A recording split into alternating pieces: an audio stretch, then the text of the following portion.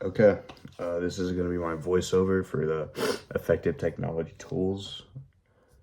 The first one is the Google Classroom. So, Google Classroom is a website that helps teachers and students organize and manage classwork. Teachers can post assignments, notes, or any other resources student may need or use, such as links to certain websites that uh, helps the students learn or anything like that, as well as like those notes that a student can follow along.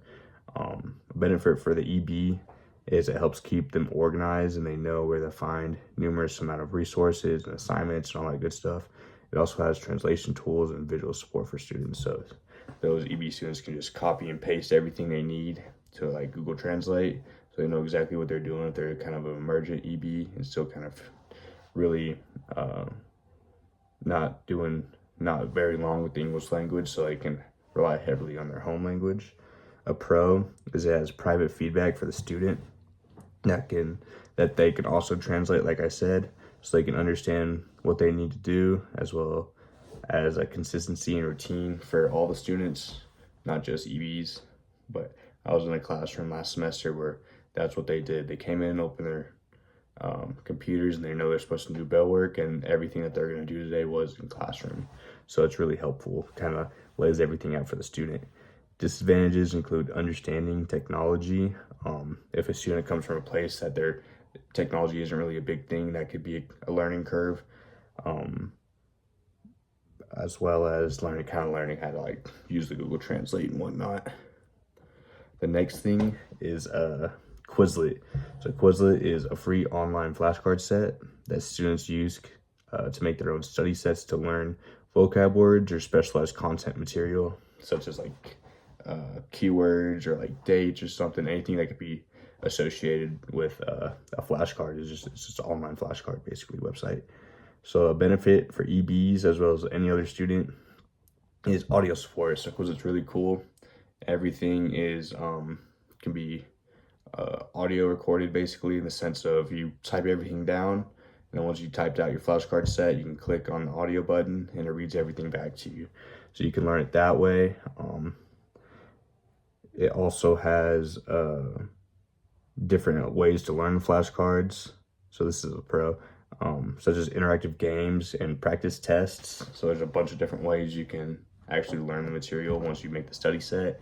And then a disadvantage is you need internet access to use it, as well as maybe an over reliance on memorization instead of actually learning the content, because it's just you can memorize it very easily instead of actually like, okay, this is that.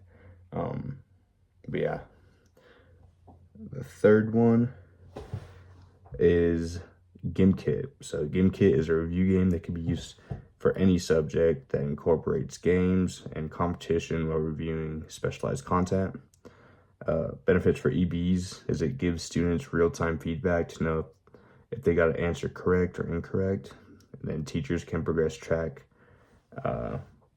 from an individual student to a group of students over time using this website. Pros is honestly, I've played it before in my placement I'm in right now over at Hutch Middle School. It's fun. Like, it's really fun. It's not just like an educational side where it's an educational game where it's just boring and kids don't like it. It's like it's actually really fun. And it's really collaborative with learning. So the disadvantages, it costs money. So if the district's not paying for it, the teacher's gonna have to pay for it if they really want it in the classroom. And then students may get distracted by it, and then it's not ideal for all learning styles because just some kids don't learn that way. But I feel like it's really good for this generation because everything is a game. So I feel like it was really fun to have in the classroom. And then my last technology tool is Grammarly. So Grammarly corrects students' grammar as well as spelling in anything from a short response to full-on essays. A benefit for the EB is it allows for vocabulary enhancement as well as grammar and spelling checks. Pro is it's really easy to use. You type your short response or essay out in Google Docs, copy the whole thing, plug it into the website, and automatically just generates if you have incorrect grammar, incorrect spelling, or if it thinks a phrase needs better wording, it can do all that stuff. So it's really cool in that sense. But a disadvantage, obviously, is students can become over dependent on it and just use it as a crutch to the point where they really don't learn correct grammar. Their essay skills kind of lack because they're so reliant on, oh, this is just going to reword it for me. I just have to get the gist of what I want on there, and it can kind of help me make it sound more professional or better. So that can definitely be a disadvantage for that. But other than that, those are my 4 technology tools that I want to talk about.